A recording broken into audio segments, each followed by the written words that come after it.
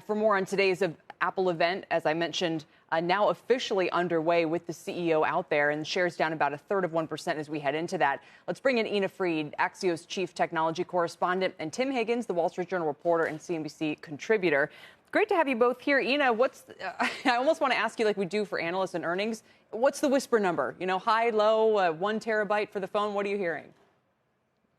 I'm really looking for that edge feature that's going to make somebody interested in buying this. We know we're going to get better cameras and a faster processor. We know we're not going to get a radical design overhaul. So what is it about this new iPhone that's just enough to push those on the edge to go out and upgrade their phone?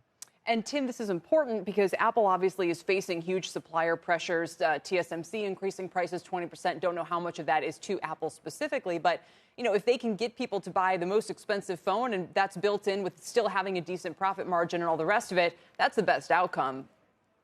Yeah, absolutely. You look at the phone the past year, analysts estimate that the average selling price increased by about $100. And that's an important figure, but the average customer probably didn't feel that because there's been a battle among cell phone service providers in the U.S. to get them into their 5G network. So a lot of buyers think they're getting maybe the cheapest phone they've had in a while.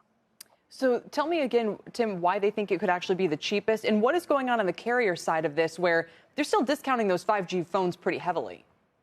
Yeah, we've seen kind of a return to the cell phone carriers subsidizing the phone. So people talk about getting hundreds of dollars off their newest iPhone. We expect that those kind of battles to continue into the new phone. And that's important because on one hand, it allows Apple to go out there and offer a more expensive phone, appeal to people at the higher end, but they feel like they're not spending that kind of money. So they're not spending the $1,000 immediately out of their pocket. Maybe they're getting discounted by a few $100s. So it's a deal to them.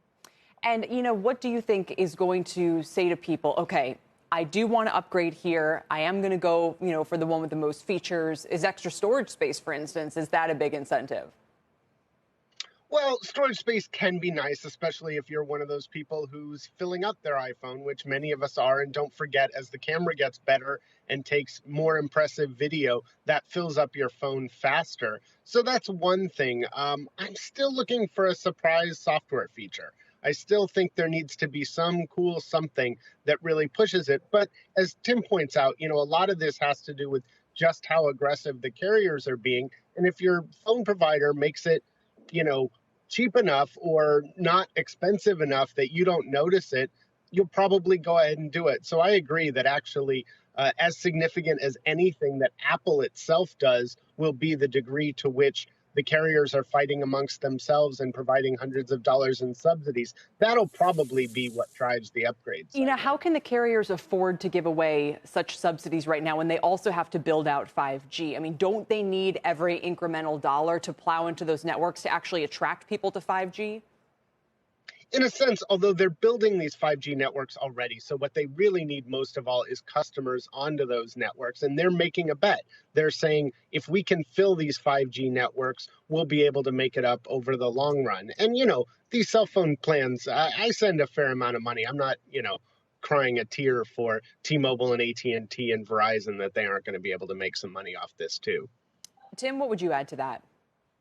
Yeah, that's the question is how long does the battle continue? How long can Apple continue to benefit from that? And analysts and investors are worried because traditionally that kind of off-year iPhone doesn't do as well as that big supercycle phone. So this is the big question. How long does the battle continue?